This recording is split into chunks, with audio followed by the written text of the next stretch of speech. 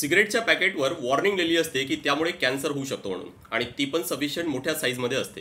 तरी पण त्याचा काय परिणाम झाला आज आपण बघतो की जे स्मोक करणारे आहेत त्यांची संख्या काही कमी तर नाही आहे, आणि सिगरेट कंपन्यांचा बिझनेस आहे तो तर चांगला सुरू आहे. आज मी एक का डिस्कस करतोय, कारण सिमिलरली असंच एक PIL सुप्रीम कोर्टमध्ये फाईल करण्यात आलं, ज्यामध्ये त्यांनी हे डिमांड केलं की जे high fat, sugar and salt content असणारे जे पॅकेज फूड आहेत, ज्याला HFSS म्हणतात, त्या पॅकेजवर एक अशी वॉर्निंग लिहिलेली असायला पाहिजे की ते आपल्या शरीरासाठी तेवढे युजफुल नाही, ते थोडे धोकादायक आहेत म्हणून. पॅकेज फूडचा जो न्यूट्रिशन कंटेंट आहे तो त्याच्या मागच्या साईडला लिहिलेला असतो, पण छोट्या अक्षरामध्ये लिहिलेला असतो. सो यांनी डिमांड केलंय की ते मोठ्या अक्षरामध्ये असायला पाहिजे, फ्रंट साईडला असायला पाहिजे. त्यामुळे लगेच जे कस्टमर्स आहेत, जे कन्झ्युम करणार आहेत, त्यांचं लगेच लक्ष जाईल.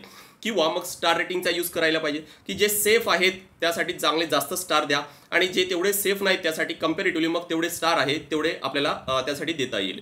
तर हा एक फंडा आहे. तुम्हाला काय वाटतोय की हा खरंच काम करणार आहेत का? इथून लोक हेल्थबद्दल अवेअर होणार आहेत का? पॅकेज फूडचा जो यूज होतोय, कन्झ्युम केला जात आहे, जे आपल्या शरीरासाठी हानिकारक आहेत, ज्यामुळे आपल्याला लाईफस्टाईल डिसीजेस किंवा लॉंग टर्मसाठी जे डिसीजेस आहेत, जसं फॉर एक्झाम्पल डायबिटीज आहे, हायपरटेन्शन आहे, या प्रकारचे रोग होऊ शकतात, काय यासाठी लोक अवेअर होतील का? तर मला नक्की चॅटबॉक्समध्ये सांगा.